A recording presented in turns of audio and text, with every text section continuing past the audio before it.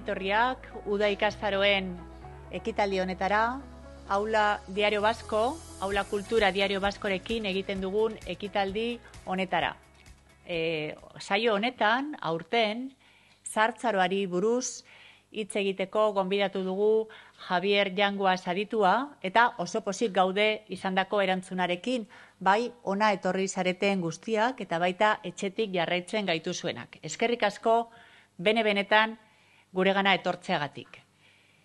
Buenas tardes, bienvenidas, bienvenidos todos a esta sesión abierta, a esta actividad abierta organizada por los cursos de verano de la UPV en colaboración con Aula Cultura Diario Vasco, una colaboración ya que tiene muchísima tradición y que tiene una magnífica respuesta por lo que vemos esta tarde. Además de las personas que estáis aquí con nosotros, pues hay otras tantas que nos siguen desde casa a las que también quiero saludar y agradecer que nos acompañen. Esta tarde vamos a hablar sobre envejecimiento, sobre el nuevo envejecimiento y contamos para ello con una persona de máxima autoridad, un especialista muy reputado que es Javier Yanguas. Pero antes de darles la palabra, quiero agradecer muy sinceramente al Diario Vasco, especialmente a Michel Ezquiaga, esta colaboración que se ha mantenido durante tanto tiempo y que tanto interés genera, tanto por parte del público como por parte de los cursos de verano, que realmente tenemos en el Diario Vasco un aliado y que nos ayuda a difundir la cultura y el conocimiento, que eso también es algo que tiene que hacer la universidad. Eskerrik asko. Doy la palabra a Michel Ezquiaga.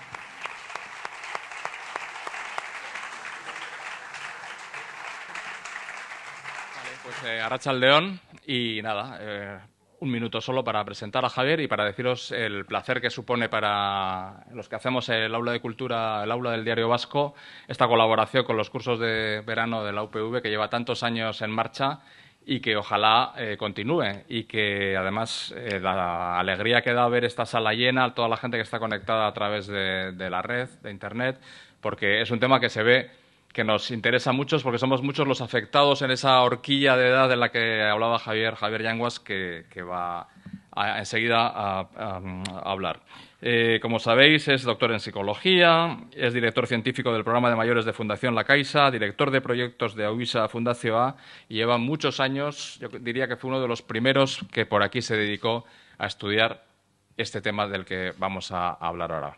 Y dejarme ya, como estamos aquí en la intimidad, aunque sea intimidad presencial e intimidad a través de las redes, que os cuente que somos también compañeros de cole. Y como he escrito tantas veces en el periódico, los que somos de la generación del 63 ya no lo puedo ocultar, aunque ahora ya sería el momento de empezar a ocultarlo, ya que hemos pasado los 60 y esto corre muy rápido. Pero bueno, estamos en la mejor edad y, desde luego, muy interesados en lo que nos vayas a contar ahora para nuestro futuro a corto plazo. Así que, Javier, cuando quieras, luego va a hablar él y luego daremos un espacio amplio para el coloquio, para que podamos preguntar, tanto los que están a través de la web, que pueden plantear ahí sus preguntas, como los que estamos aquí para hacer un coloquio con lo que queramos saber.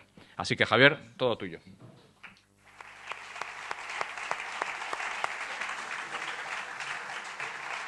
Bueno, arratsaldeon denori, eta eskerrik asko etortzeagatik hasteko. Bueno, a los cursos de verano agradecer la invitación.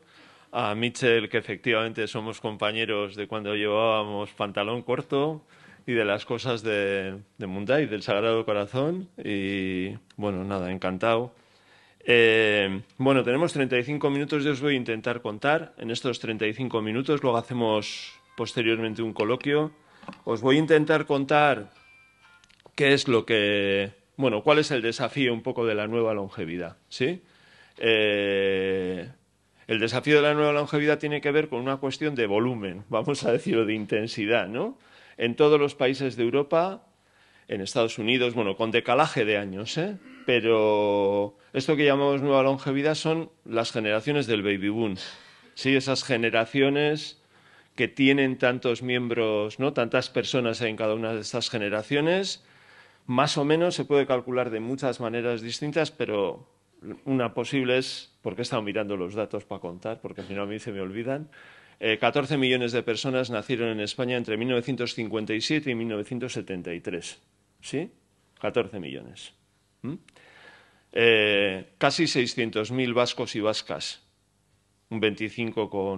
casi un 26% de la población, 180 y muchos mil guipuzcoanos, guipuzcoanas nacieron, ¿sí? Bueno, todas estas personas, Michel es de esa generación, yo soy de esa generación, Conchi, bueno, no voy a empezar a dar nombres aquí porque alguno me olvidaré y quedaré fatal, pero hay muchas personas, esas generaciones son muy nutridas y llegan todos más o menos en 10, 12 años, la mayor parte de esas generaciones llegan a la vejez. Este es uno de los desafíos enormes. Y no es un desafío menor, porque aparte de las personas que ya están envejeciendo, el índice de envejecimiento que hay, pues en nada llegaremos, o en poco tiempo llegaremos, en 8 o 10 años, llegaremos a un 30% de personas mayores de 65 años. Esto es uno de las cuestiones clave, ¿no? de lo que plantea esta nueva longevidad. Muchas personas llegan a los territorios de la vejez. 1. 2.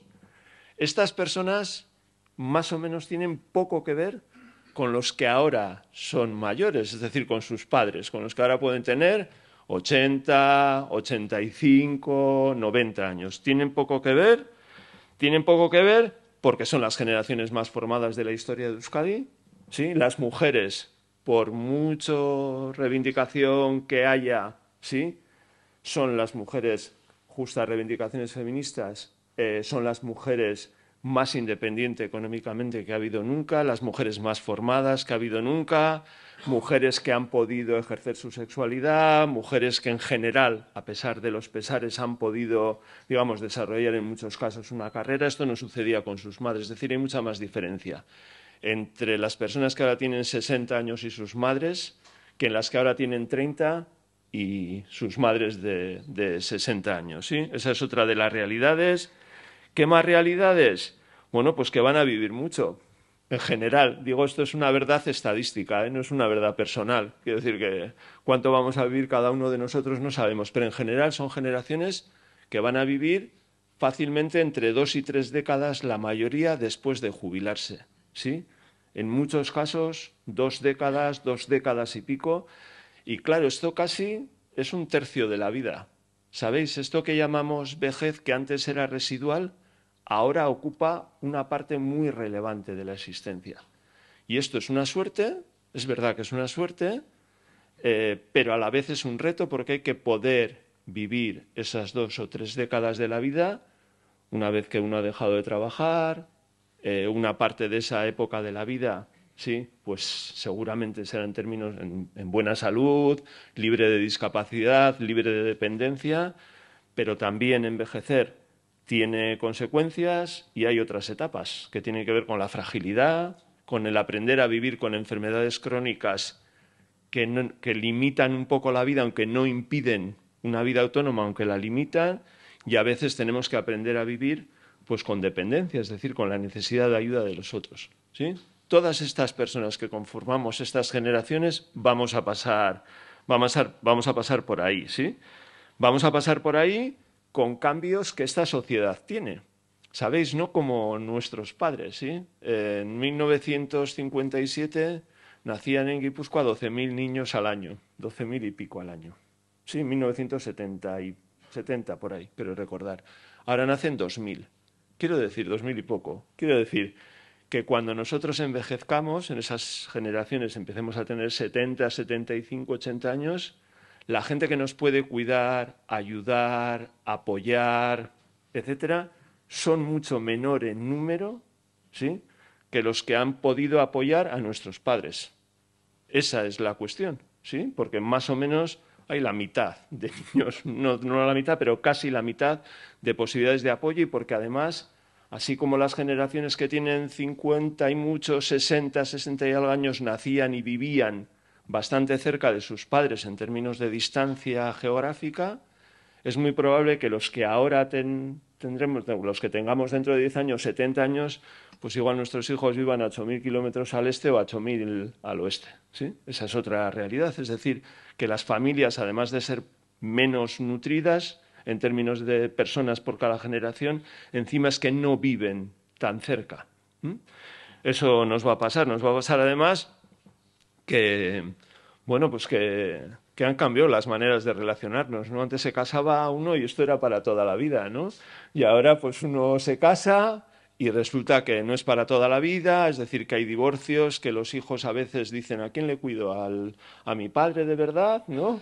A biológico, quiero decir, o al último novio de mi madre, o ¿sabéis lo que quiero decir? Que no está tan claro a quién tengo que cuidar y como pueden ser muchos, pues digamos, bueno, existen otras dificultades. Además, estos modos de vida y convivencia que han cambiado, claramente, por muy legítimos que sean, pues a veces esto no ayuda, por ejemplo, al cuidado, que es de lo que estamos hablando. Es decir, vivir dos personas en dos casas separadas, por muy legítimo a nivel personal que esto sea, condiciona también el cuidado, ¿sabéis? Porque, bueno, todo esto es parte de lo que viene en ese cambio, en esto que denominamos la nueva longevidad. Es decir, mucha gente que viene en unas condiciones al envejecimiento muy distintas a las de las generaciones anteriores. Esta es la realidad y yo la quería, bueno, caracterizar un poco, es decir, en cuanto a volumen y en cuanto a cambios importantes que ahí aparecen, ¿sí? El último cambio, para caracterizar un poco en la que estamos.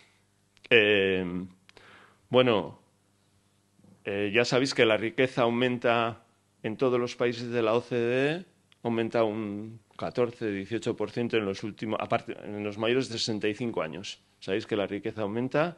Bueno, esto pasa en Euskadi, ¿eh? El libro verde de Eusko Ikaskuntza pone números a la realidad de Euskadi, que es, en términos de cantidad, no sé, pero en términos de lo que sucede es lo mismo, ¿no? Aumenta la riqueza en los mayores de 65, aumenta la pobreza en los menores de 18.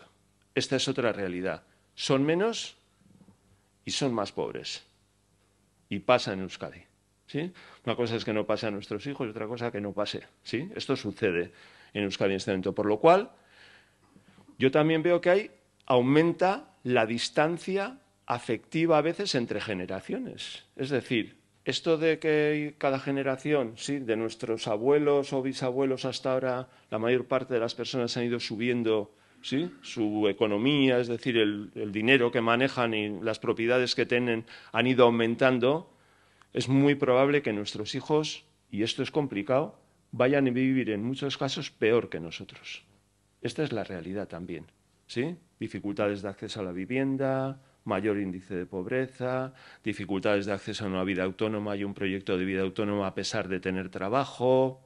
Ya sabéis cuáles son las dificultades de las que hablamos. Esto, en términos de vejez, también plantea, ¿sí? Plantea que una mayor distancia y cada vez, en los estudios que hay, cada vez se retarda más tiempo a lo largo del ciclo vital momentos importantes de la vida. Quiero decir, cada vez nos casamos más tarde, cada vez tenemos autonomía, digamos, domiciliaria, es decir, podemos comprar un piso y vivir de manera autónoma cada vez más tarde. ¿Sabéis? Todo se va retrasando también, bueno, tener hijos a una determinada edad, se va retrasando y también lo que se observa es un desencaje entre lo que son aspectos biológicos de las personas, es decir, cuando biológicamente deseamos tener un hijo, cuando nos lo podemos plantear, por ejemplo, y la realidad de poder tener familia en términos económicos o de proyecto vital.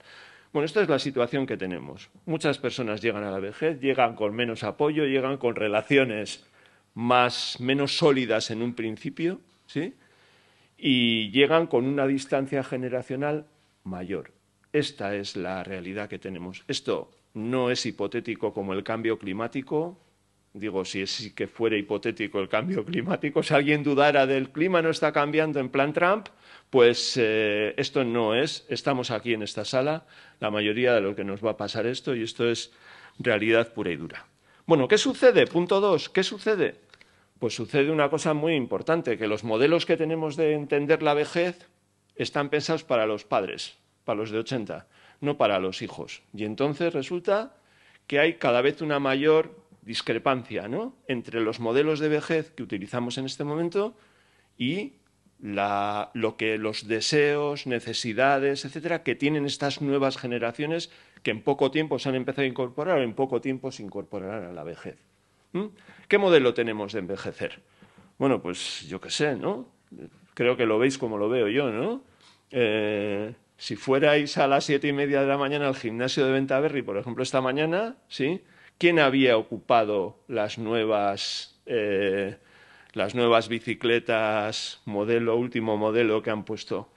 Pues una media de 70 y tantos años, por ahí, que estaban, ¿sabéis? O sea, hacen deporte a la mañana, ese es el modelo, ¿no? El modelo es el de la actividad. Hacen deporte a las 7:30, a las 8:30 desaparecen todos han desaparecido.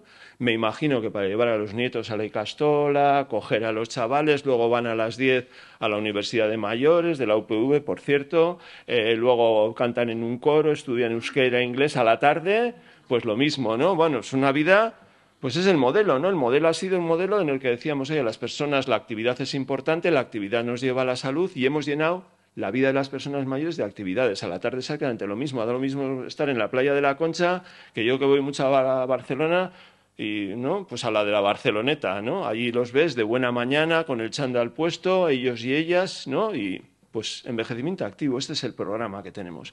Claro, esta era una manera de entender, hago un poco chance de esto, porque había más profundidad en esto, ¿no? En la actividad llegar a la salud, la participación de las personas, es decir, pero este modelo que ha generado beneficios era un modelo que estaba pensado no para una vida de 20 o 30 años, era un modelo que estaba pensado para una vida, nació en el año 2000, para una vida mucho más corta en la vejez y mucho más, digamos, limitada en términos de salud, ¿sí? Porque los que en el año 2000 tenían 80 años, habían nacido en 1920 y habían hecho la guerra civil y las habían pasado canutas. No sé si me explico lo que quiero decir.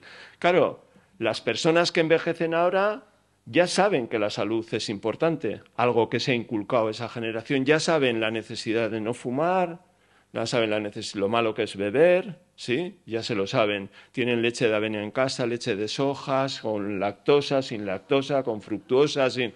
¿Sabéis? Sus padres no sabían nada de esto. Si se toman un gin tonic, que igual es hidratante para el alma, saben las consecuencias que esto tiene, pues en el hígado o donde tenga consecuencias el gin tonic.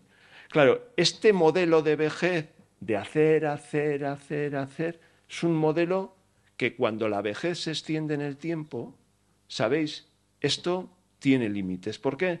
Porque mucha gente ya se interroga sobre si tengo una vida buena o no tengo una vida buena, si mi vida tiene sentido o no tiene sentido, para qué estoy, cuál es mi proyecto, ¿sabéis? Es decir, no es que esté yo en contra de hacer las cosas, lo que creo es que ese énfasis excesivo en el hacer, niega otras cuestiones que para mí son relevantes, ¿sí? Y que luego intentaré decir por qué, ¿sí? Este es el modelo que tenemos, un modelo que se centra mucho en la salud, ¿sí? Que se centra mucho en aspectos de salud que son relevantes, evidentemente, una manera de entender la vejez que tiene mucho que ver con lo cognitivo, la prevención en la demencia, que sin duda es importante, pero que se olvida de aspectos pues, relacionales, por ejemplo, subjetivos, emociones, sentimientos. ¿Sabéis?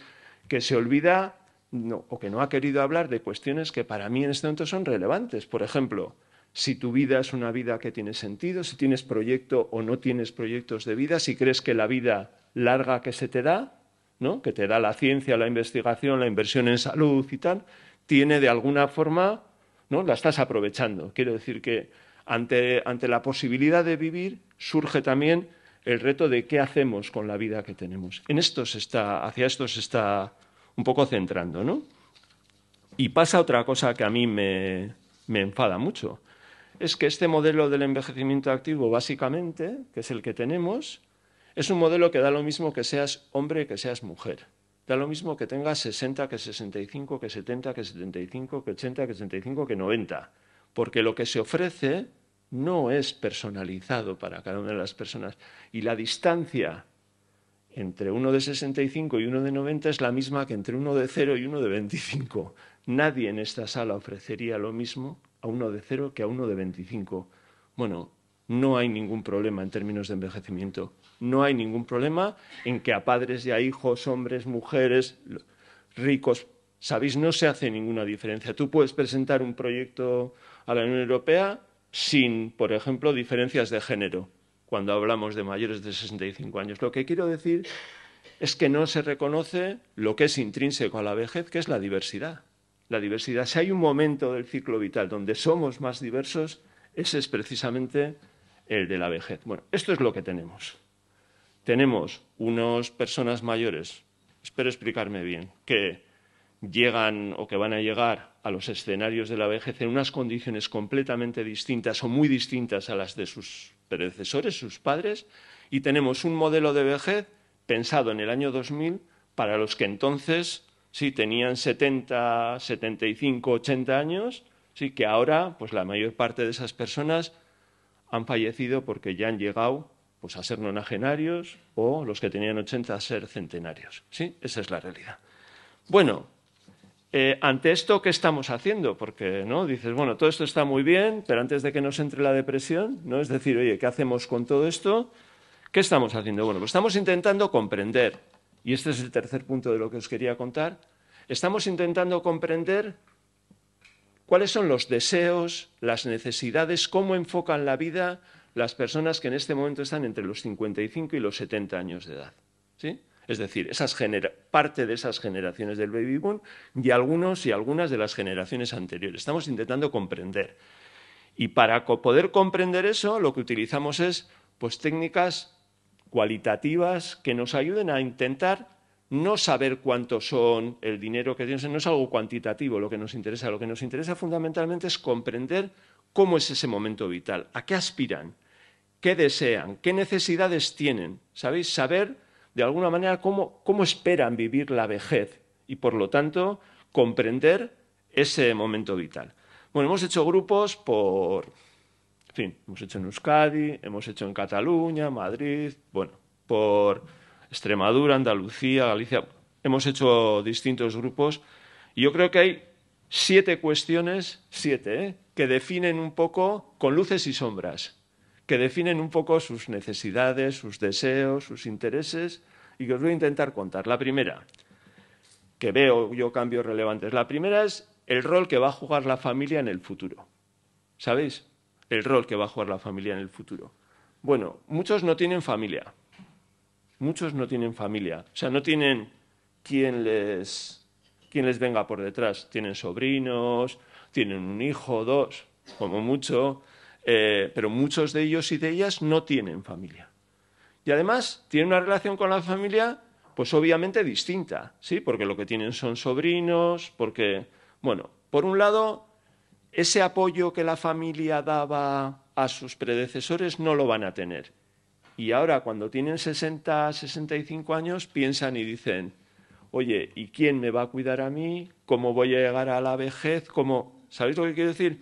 Viene ahí un cambio trascendental. Y viene un cambio también porque incluso los que tienen hijos e hijas ponen límites, da la sensación que ponen límites a mi implicación con la familia. Esto de darlo todo por los demás, bueno, ahí lo que vemos es una generación que dice, yo quiero equilibrar mi proyecto vital y mi vida con la vida de mis hijos. Y me diréis, ya, pero los abuelos están todo el rato cuidando, es verdad que eso pasa. Pero al menos teóricamente la gente lo que defiende es seguir conservando esa vida, digamos, personal, autónoma, mi propio proyecto de vida y entonces poner límites a las situaciones de los demás. Esa es al menos la teoría de lo que dicen. Creemos que la familia va a seguir siendo un pilar fundamental, pero ese pilar va a tener limitaciones en los que no tienen hijos porque no los tienen y los que tienen porque parece que hay algunos límites a eso. Es decir, no van a vivir por y para los hijos, entienden que tienen que vivir siendo solidarios con sus hijos, pero también con la obligación de vivir su vida.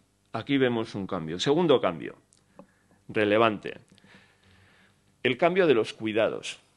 Sí, en los cuidados. Así como sus padres, la mayoría, mis padres, los de todos los que estamos aquí, querían ser cuidados en casa y ser cuidados por sus hijos, cuando preguntamos a estas personas cómo quieren ser cuidados, dicen ciertamente que en casa, eso lo dicen, hay algunos que ofrecen alternativas distintas que les gustaría, pero la mayor parte de ellos no quieren que sus hijos hagan las actividades instrumentales propias del cuidado. Me refiero con instrumentales, no hace falta detallar, ¿no? Aseo, comida, puntos suspensivos, ¿vale? No quieren, prefieren que eso sea subcontratado, lo haga alguien de fuera, ¿sabéis? Es decir, no, al menos teóricamente, no quieren que sus hijos, si es que los tienen, o sus sobrinos, si es que los tienen, les cuiden. Quieren, de alguna manera, entienden que tienen que buscarse, entre comillas, la vida en esto del cuidado y no esperan que sus hijos hagan esas actividades instrumentales. Sí esperan que haya relación, sí esperan que haya apoyo, sí esperan, sabéis, que estén ahí, pero no de la manera en la que estaban sus predecesores. Y esto es un cambio trascendental. Porque, claro, las políticas de cuidado que se basan en el apoyo absoluto de la familia, pues es probable que tengan, ¿sí?, que tengan que ser ligeramente revisadas. ¿Qué más cosas dicen? Bueno, dicen que cada vez es más notorio, bueno, que cuando llegue la dependencia les gustaría poder tomar decisiones ellos de cómo se afronta eso, incluso decisiones de si quieren o no pasar por ese trozo de la vida. Y esto plantea otras dimensiones completamente distintas, ¿sí? Yo no quiero que me cuiden, yo si tengo demencia no quiero ir como un zombi por la calle. Bueno, os podéis imaginar las declaraciones que vienen por aquí. Tercera cuestión que yo creo que hay cambios trascendentales es en la manera en la que se enfoca y vive en la salud, ¿sí? Si para los padres, los que tienen 80 años, los de 1930, por decirlo así, la salud podía ser un objetivo, sí, el objetivo de mi vida es tener salud, ¿sí? Ese es el objetivo. Bueno, esto cambia.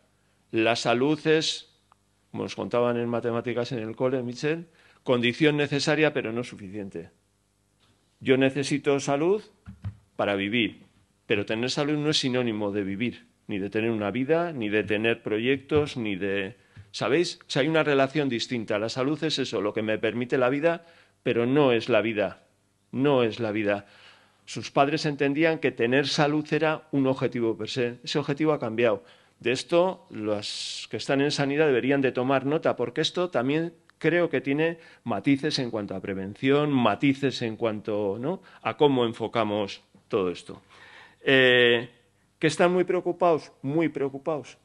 Pues están muy preocupados por las pérdidas, están muy preocupados por tener discapacidad o no, están muy preocupados por si van a sufrir o no, si van a tener demencia, si van a sufrir dependencia. Hay una preocupación enorme por las consecuencias de la pérdida de autonomía en sus vidas. Algo que yo no he visto tanto en sus padres, o no tan expresado al menos en sus padres, ¿sí? Yo creo que este es otro aspecto fundamental.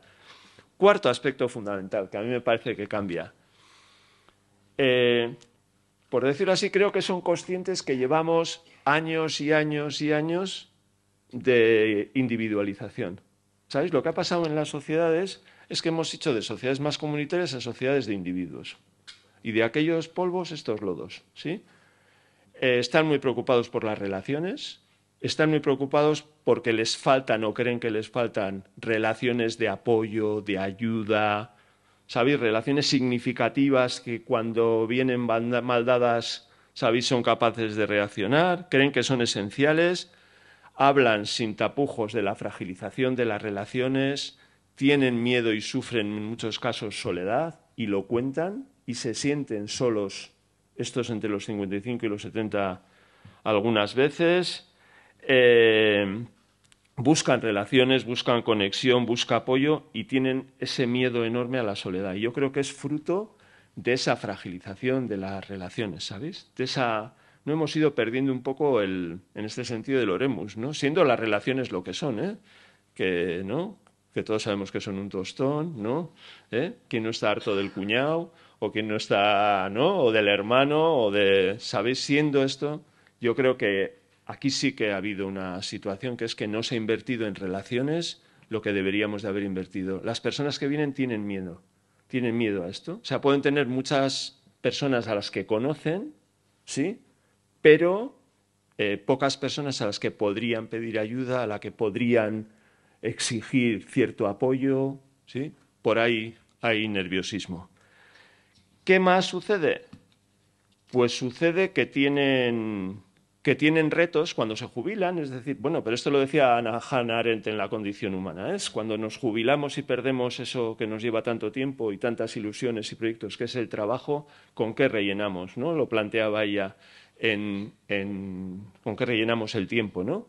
Entonces tienen dificultades para eso, tienen dificultades para concebir un proyecto de vida, algunos después de esa actividad laboral. Tienen dificultades para saber, el que tiene un hobby, digamos, tiene la huerta, tiene lancha, es montañero, bueno, va haciendo con esos hobbies, pero el resto tiene, por decirlo así, que buscarse la vida. Y en ese buscarse la vida, buscarse el proyecto, no hacer cosas, buscarse, tienen dificultades. Y entonces les asusta a muchas de estas personas el que, ¿qué voy a hacer con los 10 o 15 o 20 o 25 o 30 años de vida que tengo por delante? ¿En qué voy a emplear esos años? Sienten la necesidad de cubrir de alguna manera ese vacío. Y hemos encontrado de todo. Gente que se vuelca en el desarrollo individual, coaching, sí, esto antes no se veía, espiritualidad, pero en realidad es la respuesta a una vida larga, que esperan que sea larga, pero que tienen dificultades para articularla. No sé cómo explicar, es como si tuviéramos la posibilidad de vivir mucho y de repente no supiéramos qué hacer un poco con la vida. Eso es lo que se observa en muchas personas, ¿sí? Y una última, me quedan 5 minutos, una última cuestión. Cuando les hemos preguntado a estas personas por el bien común, oye, estarías, claro, porque hago un paréntesis, porque el momento, la manera de entender la jubilación que tenemos ahora es que la jubilación laboral es la jubilación de la vida, ¿no? Y de sus retos, ¿no? O sea, tú le preguntas a la gente y dices, ¿yo qué tengo que hacer? ¿No? Tengo un par de amigos que se han jubilado, ¿no? Espero que no estén escuchando esto. Entonces, ¿qué vas a hacer? No, descansar. ¿Descansar de qué? ¿Descansar de qué? Me pregunto yo. ¿Sabes? Si terminaste la carrera con 20 y con 58 te han jubilado, ¿cuándo te has cansado? O sea, esa mirada de... Claro, entonces cuando les interrogamos sobre la posibilidad de decir, oye, ¿y esto no hubiera que cambiarlo? Cuando hay un 30% de envejecimiento en la sociedad, cuando la gente joven tiene problemas de acceso a la vivienda, todas estas cosas que hemos hablado y de pobreza, ¿no podríamos pensar que la vejez no es solo o sea, jubilarse de la actividad laboral no es exclusivamente jubilarte, no significa jubilarte de la vida y de los retos y que por lo tanto deberías de contribuir al bien común y a los desafíos, porque no va a aguantar una sociedad, no va a aguantar con tantas personas jubiladas y una base de jóvenes, muy pocos, ¿sí? Cuando les planteamos esto, pues la gente honestamente más bien mira para otro lado. Es decir, se dan cuenta, son conscientes de esto que pasa, pero bueno, pues que cada palo aguante su vela, nosotros también luchamos, corrimos delante de los grises. Bueno, la gente cuenta cosas, ¿no?, al respecto, pero no está dispuesta, digamos, a que para mí es el reto principal, es a darse cuenta de que, y con esto voy terminando, cambiamos la manera que tenemos de concebir esos últimos 2 o 3 décadas de la vida, o desde luego esta sociedad va a tener problemas, y va a tener problemas importantes. Claro, en eso estamos, ¿sí? Esta es la situación. Es decir, tienen una mirada en la que hay cambios, ¿no? Cambios en la manera de concebir la familia, cambios en la manera de entender los cuidados, es verdad, y esto nos tendría que hacer reflexionar hacia dónde orientar eso, cambios en la manera de entender la salud. Tienen miedo a las relaciones, a la fragilización de las relaciones y a la soledad. Creo que existe vacío y creo que cada vez más personas se preguntan qué van a hacer o cómo, qué vida van a llevar una vez que se jubilen. Creo que hay una posibilidad de ese desarrollo personal bien entendido, ¿sabéis?, de poder tener una vida buena, y para eso hacen falta modelos distintos de entender lo que es la vejez, y muchos de esos modelos implican dejar un poco la teoría del descanso a un lado y aumentar el compromiso y la motivación y el esfuerzo personal por lograr estas cosas, y por lo tanto los modelos de vejez que tenemos no funcionan. Y la última cuestión es esta, ¿no? La de que vemos a muchas personas, no digo todas, digo en general. Ya sé que hay personas que son voluntarias, ya sé que hay personas que trabajan para otros y con otros, pero en general no vemos una implicación con el futuro de los jóvenes, con los retos que tiene esta sociedad y que para mí es fundamental el cambiar esta mirada. Bueno, este es el reto que tenemos en la nueva longevidad, ¿sí? Muchas personas que vienen, esto no es una cuestión solo de viejos y de viejas, os lo garantizo, es una cuestión también de cohesión social. ¿Sí? Los que pagan las pensiones o los que nos van a pagar las pensiones están trabajando con los sueldos que están trabajando. Bueno, tenemos que repensar todo esto. Esto además tiene, pues os podéis imaginar, consecuencias en los sistemas de salud, consecuencias en los sistemas de servicios sociales, consecuencias en la economía, en las pensiones.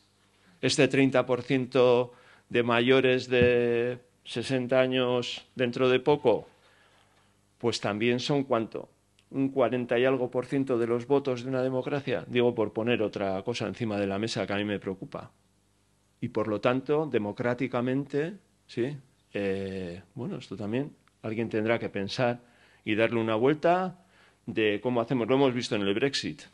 ¿Sí? El Brexit, si miráis los votos de la gente que votó a favor del Brexit, casi todos eran gente mayor, los jóvenes votaron en contra. Una gente mayor condiciona, que ya no van a estar, el futuro de la vida de unos jóvenes, ¿sí? Ya sé que hay más cosas en el Brexit, pero esto también en parte se dio. Bueno, este es el reto. Y el motivo y el objeto de esto era poner este reto en debate, poder comentar o intentar pensar sobre todas estas cuestiones que caracterizan a la nueva longevidad, sabiendo que van a tener la mayor parte de ellos y de ellas una vida muy buena, una vida larga, una vida que podrían disfrutar, que en el fondo es para lo que estamos aquí, ¿no? Es decir, para vivir, para aportar y para también disfrutar, pero que tiene, digamos, esa parte negativa o el reverso negativo, que es, bueno, el aceptar de alguna forma lo que requiere, ¿no? O lo que el esfuerzo y la motivación y el compromiso que requiere también una vida buena. Bueno, pues espero que os haya parecido de interés y Michel. Gracias.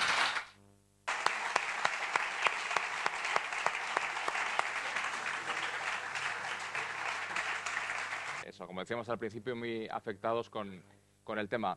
Está claro que hay dos, mientras te ponen el micrófono, hay dos cuestiones, ¿no? Por resumirlo. Una cuestión es la cuestión individual de cada uno, cómo organiza su proyecto de vida, cómo afronta esa nueva etapa en la que no se jubila igual de la vida laboral o de ciertas cosas, pero no de la vida. Y luego hay un problema colectivo en el que la economía es fundamental, ¿no? Que uno puede organizarse sus planes individuales y asumir una nueva vida para después, pero claro, tiene que funcionar las pensiones, que haya unas condiciones de vida dignas, etcétera. Entonces, digamos que son las dos grandes problemas, ¿no? La solución individual de cada uno, que eso yo creo que la gente que llegamos ahora podemos estar más organizados y la gente ya tiene esa mentalidad de que llega bien y tal, y luego que puede hacerlo en condiciones... Sí, pero yo en esa parte o sea, estoy de acuerdo, que hay una parte económica que a mí me parece fundamental. Y de hecho, yo no lo he comentado, pero cuando hacemos estos grupos está claro, ¿no? Aparecen, por ejemplo, antes cuando hacíamos grupos con personas mayores o encuestas, por ejemplo, el número de migrantes que aparecían era muy bajo, ¿no? Casi residual, ¿no? Ahora aparecen emigrantes, es decir, aparecen personas que están cobrando la RGI, la renta de garantía de ingresos, es decir, hay pobreza también en ese sector. Y claro, cuando hay personas, por ejemplo, pues que no han cotizado o han sido autónomos y han cotizado lo mínimo o circunstancias personales que les lleva pues a envejecer con muy poco dinero. Y eso también es una realidad de aquí. Es decir, eso ha sucedido. Habrán tenido el dinero que hayan tenido durante su vida, pero bueno, se encuentran con esas realidades, ¿no? Esa realidad claramente matiza digamos, el futuro que tú puedes tener en la vejez, sin duda alguna. Porque te encuentras con gente que dice, me iré a Helsinki, y otros que dicen, pues no, yo me iré a dar una vuelta porque como mucho no puedo ni ir a un bar, ¿no? Eso es una realidad.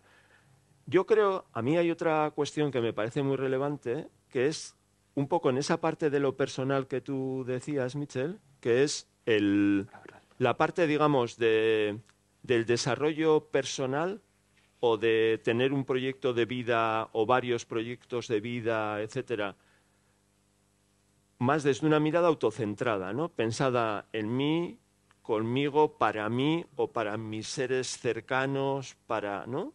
Y a mí me parece que ahí hay una parte que es que si somos otros, si somos algo, o sea, el yo no existe a priori.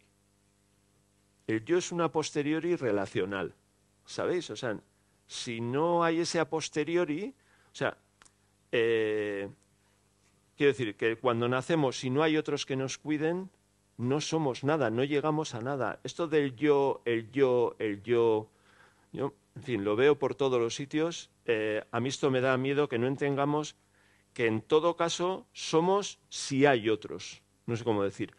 Entonces, yo veo modelos muy autocentrados en cada uno en lo que le gusta, en sí mismo o en su familia más cercana, y creo que nos falta, y me parece muy relevante, tejer esos modelos que son más comunitarios, más relacionales, que hemos perdido. Creo que hemos perdido. Y hemos perdido además otras cosas, y en esta gente se ve, ¿no? Por ejemplo, cuando les planteamos, ¿no? Oye, la felicidad, imaginaros, ¿no? Bueno, pues la felicidad, joder, casi parece una obligación. Ser feliz, bueno, es como si, ¿no? Como si la felicidad fuera lo más importante, ¿no? Y tú le dices a la gente, bueno, es que igual la felicidad no es lo más importante. ¿Por qué? Pues porque hay cosas que no nos hacen felices, pero tienen sentido, ¿no? Claro, hacemos cantidad de cosas que no nos hacen felices, pero que para nosotros tienen sentido. Por ejemplo, el cuidado. Cuidar a nuestros padres o cuidar a nuestros hijos, a veces, igual, felices, igual, pero tiene sentido, ¿no?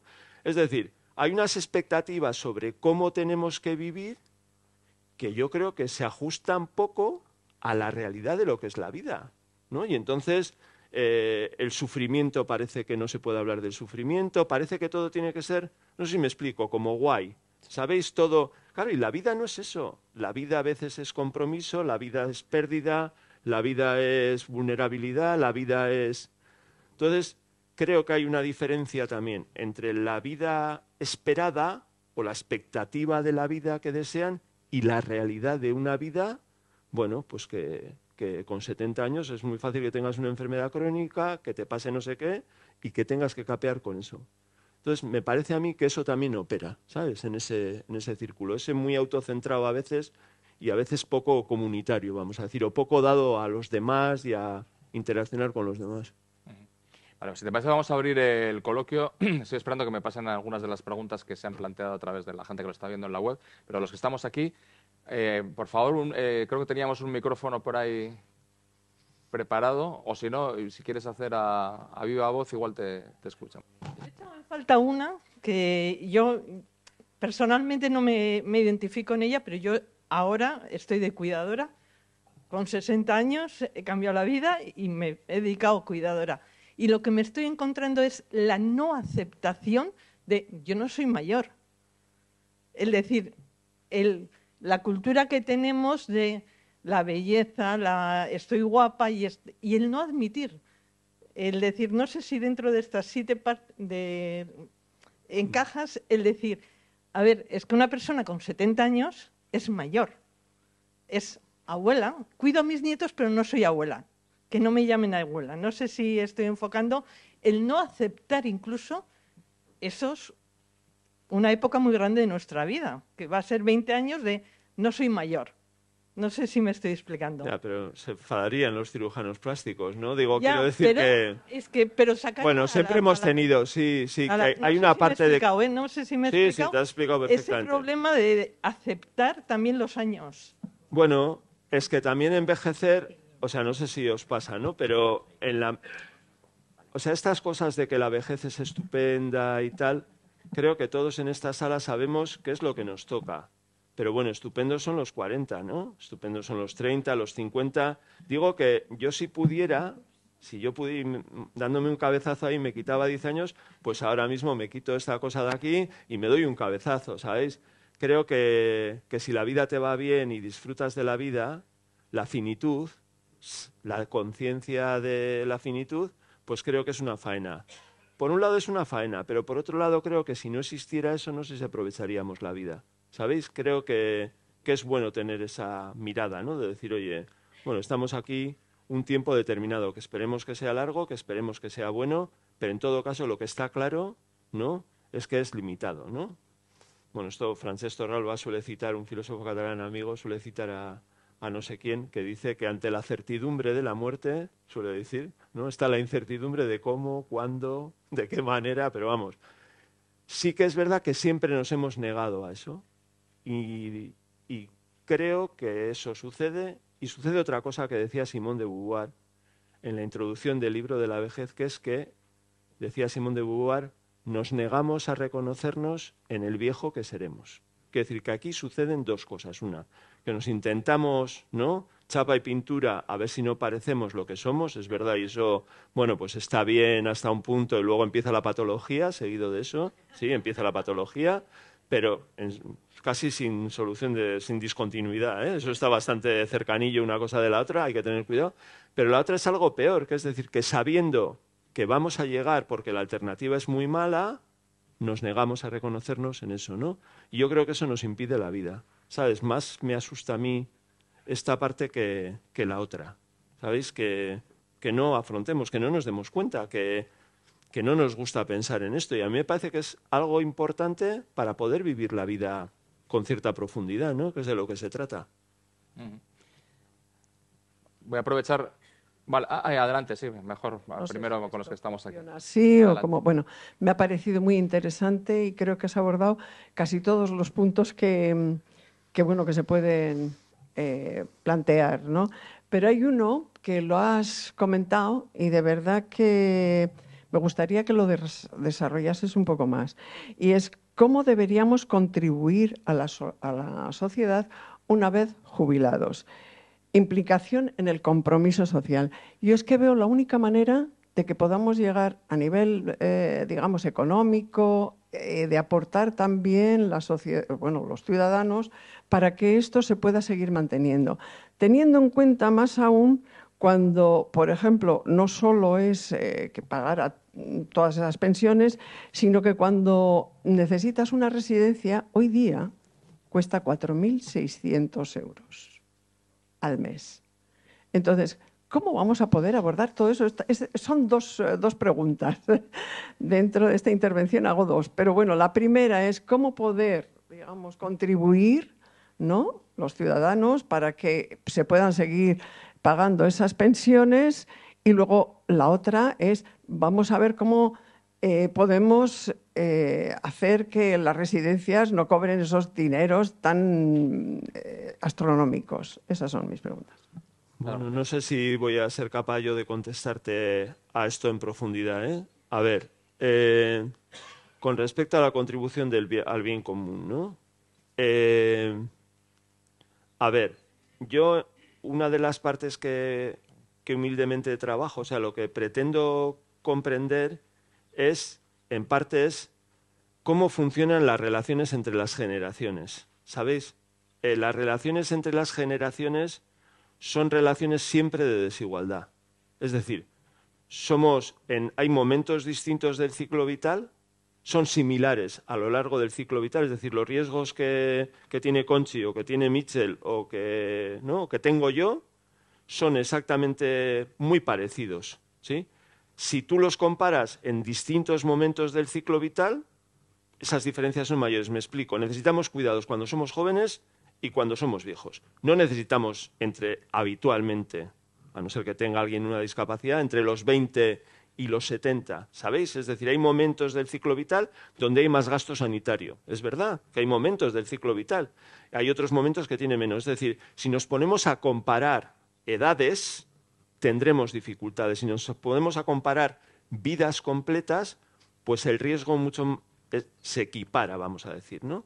Entonces, el asunto que se plantea ahora es que para mí lo que está pasando, bueno, lo que está pasando no es para mí. O sea, hay evidencia que esta sintonía que había entre jóvenes, adultos, mayores, más o menos de convivencia a pesar de las diferencias, bueno, esas diferencias están aumentando, esa transacción de dineros, conocimientos, valores, lo que sea, se está perdiendo y por lo tanto está aumentando la discrepancia, la disonancia entre lo que piensa cada generación de la otra generación. ¿Sabéis? Estamos menos cercanos.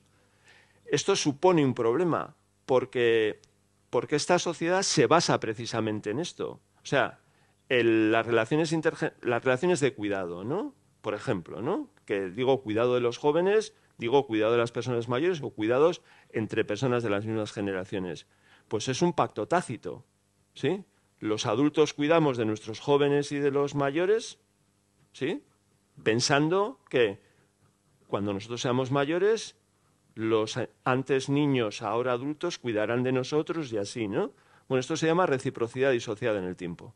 Claro, el problema es que si esto sucedía hace 200 años, la sociedad había cambiado muy poco, ¿vale? Lo que sucede ahora es que dentro de 20 años, cuando nosotros los cambios que se dan, es decir, no están asegurados que ese pacto tácito vaya a seguir funcionando por lo que hemos comentado, porque no hay suficiente reemplazo, porque viven lejos, porque no hemos tenido hijos, pero también porque la gente no se siente que eso le toca hacer. ¿Sabéis? Cambian los valores, cambian la sociedad a un ritmo que este pacto, tal como está configurado, no aguanta.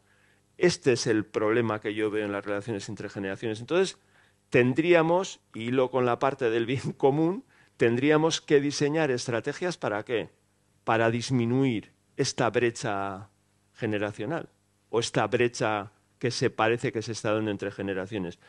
Entonces, cuando nosotros preguntamos a la gente y nos dicen, bueno, que esto no les importa, que cada generación aguante en su vela, que los jóvenes valen mucho, que tienen mucha fuerza, que a mí me toca descansar. Es decir, este tipo de pensamiento, de creencia, no ayuda a entender lo que les sucede a los jóvenes.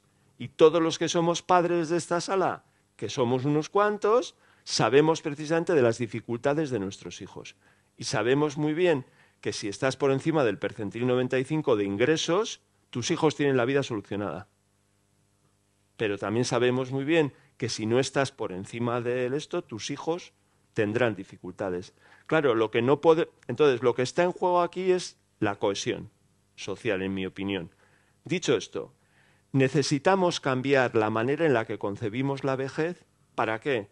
Para que esa parte de la vida en la que no trabajas y tienes que vivir de recursos de transferencia, es decir, de las pensiones o del capital que tú tengas acumulado, pueda ser entendido desde la parte de los jóvenes porque de alguna forma, ¿sí?, es reconocido lo que esa gente hace. Descansando con una vida, digamos, sin aportar a los retos y desafíos, a mí me parece que es muy complicado que reconozcan que esa capa de población es legítimo que sigan cobrando pensiones, es legítimo... No sé si me explico lo que quiero decir. Necesitamos reorientar. Claro, lo que ahora se hace, que es, bueno, algunos que hacen voluntariado, perfecto, algunos, pero la mayor parte de las personas no están. Necesitamos cambiar esta mirada. Yo no estoy hablando de dedicarse la vida de mayor a trabajar. No estoy hablando de eso ni pensando eso. Pero sí que creo que es razonable pensar que una parte del tiempo de esa jubilación la podríamos dedicar, no cobrando igual, no cobrando, dedicarla ¿a qué? A los retos que tienen las personas. No me parece descabellado plantear esto. No quiero decir todos los días a la misma hora, manu militari. No estoy planteando esto. Lo que estoy planteando es, oye, vamos a ir dando pasos y vamos a ir haciendo cosas que permitan esto, ¿sí? Entonces, por arriesgarme, ¿qué puede permitir esto? Porque, claro, si lo hacemos voluntario, bueno, ¿no? O palmadita en la espalda, eres estupendo y tal, pues es probable pues, que a mucha gente, ¿no?, ya a una edad provecta, pues lo de la palmadita en la espalda que se la trae al pairo, ¿no?, para que nos entendamos. Pero imaginemos, por decir una cosa que yo no tengo ni idea de si esto es factible o no es factible. Imaginamos que al que trabaja y coopera en el bien común se le disminuye, ¿no?, lo que paga de IRPF al final de año. No se le da dinero, Imaginaros que hacemos acciones contundentes de verdad para demostrar que lo que es un buen ciudadano, sí, por ejemplo, es el que se compromete. Y el que se compromete en una manera determinada, pues tiene algo que es, oye, tú ayudas, tú haces, vamos a tener en cuenta esa aportación. Imaginaros que, no sé, digo por poner una encima de la mesa, que igual es una tontería mayúscula. Creo que necesitamos poner Y luego esto significa organizar esto socialmente, es decir, proyectos, lugares donde hacer. Pero supongamos que hacemos eso, pues entonces yo creo que es una manera de cambiar. Y otra cosa, la contribución al bien común no hace solo bien al que hace, con el que haces algo. A mí me parece que no. Hay un psicólogo americano que solía decir en plan de cachondeo, solía decir que tienes depresión, ponte a hacer cosas con los demás y ya verás cómo se te quita. ¿Sabéis? O sea, creo que hace bien a la persona. Hay una dimensión de lo que es el sentido, que está muy trabajada, que tiene que ver, bueno, la traducción del inglés sería la autotrascendencia horizontal. Bueno, la autotrascendencia vertical sería espiritualidad, sería religiosidad, todo esto, pero la autotrascendencia horizontal, que está muy trabajada en términos de las dimensiones que nos dan sentido a la vida, tiene que ver con hacer cosas con otros y para otros. Y eso es una parte del sentido.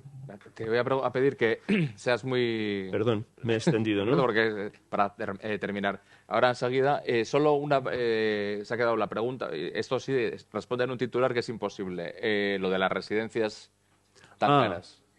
Bueno, yo ahí quisiera ser prudente. Creo que hay un reto. Creo que en Guipúzcoa somos conscientes de ese reto y creo que hay distintos proyectos relacionados con el cuidado que creo que son innovadores. Dicho esto y apoyando esto, de esto vamos a tener que hablar, tarde o temprano. Y esto significa hablar de dinero. Economía. No sé si se oye. Sí, a ver, sí. Sí, se oye. Siguiendo con este tema que me ha sorprendido la intervención de la de señora que decía que costaba 4.500 una residencia, ¿en manos de quién están en este momento las residencias de ancianos en Guipúzcoa? Están en manos privadas. Por lo tanto, hay negocio. Y a mí, como jubilado, no me gusta en este momento el poner en nuestra espalda la responsabilidad del mantenimiento de la sociedad. O sea, no me gusta. O sea, yo, como el cuñado de Carlos Marx, reivindicaría el derecho a la pereza. O sea, quiero decir, después de trabajar 43 años, cotizando, etcétera, etcétera, creo que en este momento lo que hay que plantear es, a nivel de sociedad, es el reparto de la riqueza, el reparto equitativo de la riqueza. Cada vez hay más dinero y más riqueza en menos personas. Por lo tanto, en este momento, el pasarnos a nosotros a la espalda diciendo que tenemos que ser colaborativos y el bien común. Hace 40 años, Benito Rechundi sacó una canción diciendo que la caridad lleva consigo la vergüenza, en euskera. Por lo tanto, yo creo que lo que hay que pedir es justicia social, que se reparta mejor los bienes de esta sociedad y que los gobiernos inviertan en lo que tiene que invertir y no en macroproyectos que se nos va yendo ahí un montón de dinero y después tienes que pagar 5.000 euros al mes para que tengas una vejez digna. Entonces, por lo tanto, sería reivindicar la justicia social. Javier. Muy bien por el señor, para mí sí me decía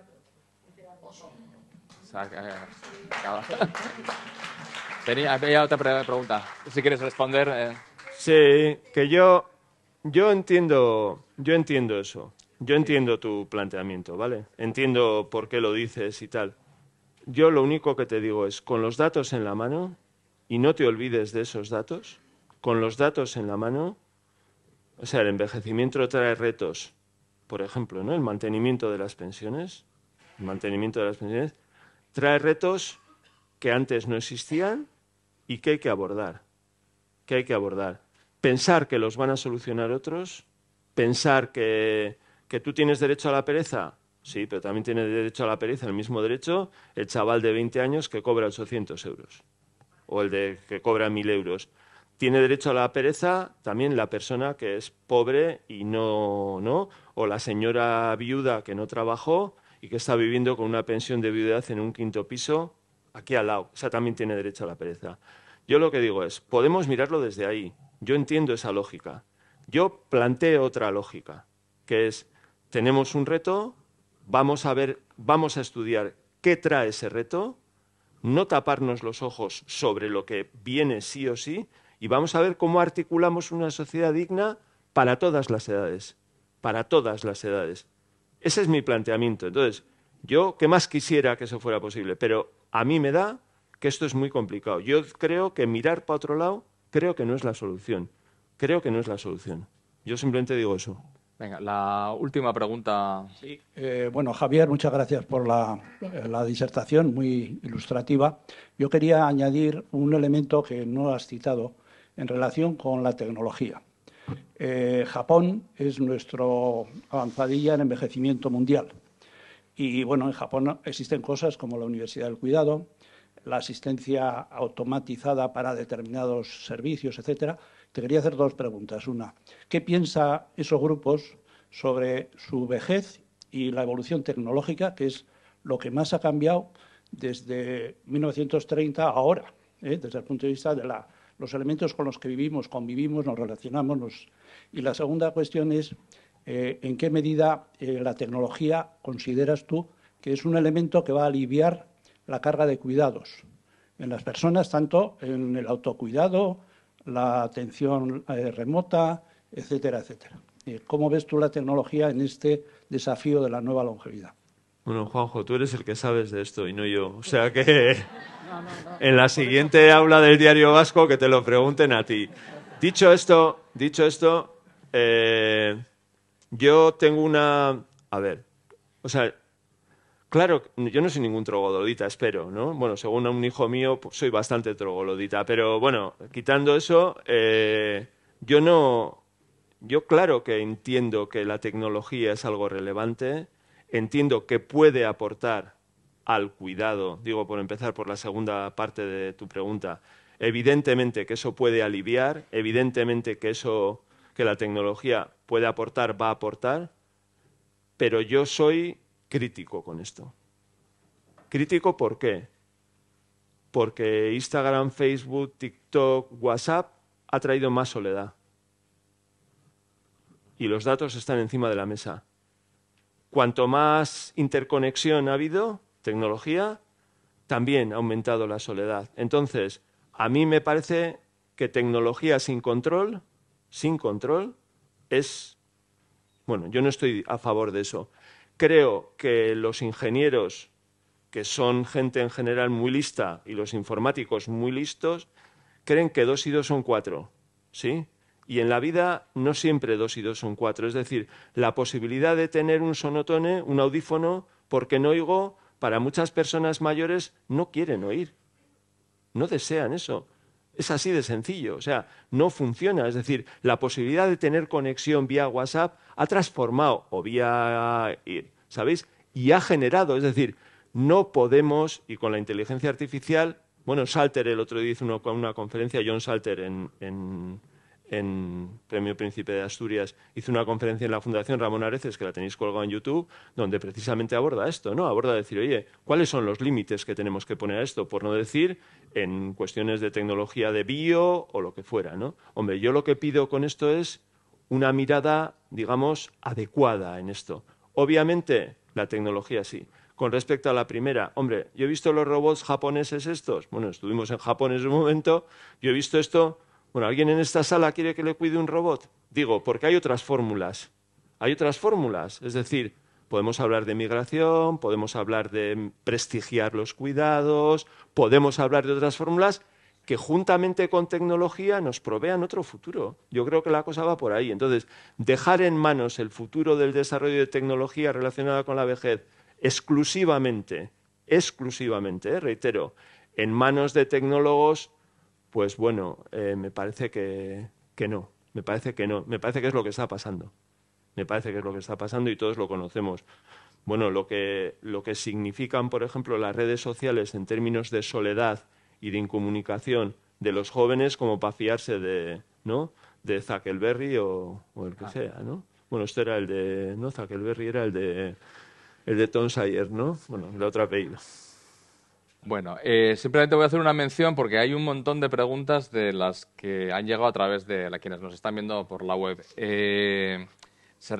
Fundamentalmente han sido contestadas porque son muchos temas de los que se han planteado aquí. Pero es curioso que hablan mucho que si la vejez es un tabú, hay otro tabú mayor ahora en la sociedad, que es la muerte. me llamó la curiosidad que se repite, y has hecho mención antes también a eso. Y otra cosa que se repite en todas las preguntas, o en muchas de las preguntas, la necesidad de colaboración intergeneracional, ¿no? También has hecho mención varias veces que parece que cada vez estamos más en departamentos estancos y la necesidad de, en todos los sentidos, no solo por los cuidados y tal, sino precisamente de comunicación, etcétera. Eso es, eso es. Y luego yo creo que, ¿no?, todo esto tiene que estar unido, bueno, al, ¿no? O sea, ¿qué hacemos, por ejemplo, no? Yo muchas veces me planteo, faltan médicos, ¿no? Digo porque es más fácil ahí y más difícil hacerlo con la persona que se cuida de la cadena de montaje, eso es verdad, ¿eh? O del charcutero, o con todo el... Es más fácil verlo en profesiones de este tipo, ¿no? Pero bueno, faltan médicos y a la vez somos inflexibles en la jubilación, o enfermeras, o ingenieros, me da lo mismo que, somos inflexibles a veces en las jubilaciones cuando estas personas podrían estar aportando desde, ¿no? No digo estar haciendo lo mismo que cuando tienes 50, pero se podrían buscar maneras de hacerlo. Yo creo que necesitamos ser más flexibles en todo este tipo de cosas, ¿sabéis? O sea, ante situaciones desconocidas, creo que hay que ser audaces y poner soluciones distintas. Esto ¿es obligatorio para todos? Que yo no estoy hablando de obligatoriedad ni de condenar a la gente a que trabaje, no estoy hablando desde ahí, estoy hablando no desde lo que sucede en Estados Unidos, ¿no? Que llegas a Washington o llegas a Nueva York a un congreso y ¿qué te encuentras? Pues a un señor mayor que está en la puerta, ¿no? Dando información y le preguntas, oiga, ¿usted qué hace aquí? ¿Es voluntario? Y te dice, no, yo es que tengo que pagarme el seguro porque tengo, ¿no? El último tenía no sé qué en el ojo que le costaba la tira de dinero. ¿Sabéis? No estoy hablando de eso. Lo que estoy hablando es de cambiar un poco cómo nos organizamos, cómo valoramos, necesitamos flexibilizar. Si no flexibilizamos, yo creo que no vamos a encontrar soluciones. Y bueno, hay gente que probablemente pudiera aportar y quisiera aportar. Si negociamos las condiciones, si esto nos supone, ¿sabéis? Si flexibilizamos la jubilación, si hablamos también de dinero, de reconocimiento. Bueno, yo creo que hay muchas posibilidades de hacer cosas. Y creo que no estamos en eso. Estamos todavía jubilando a la gente con, pues, ¿no? Pues cada vez antes, ¿no? Con 60, ¿no? Exactamente. Bueno, pues Javier, ha sido un verdadero placer. Muchas gracias. Este aplauso para ti.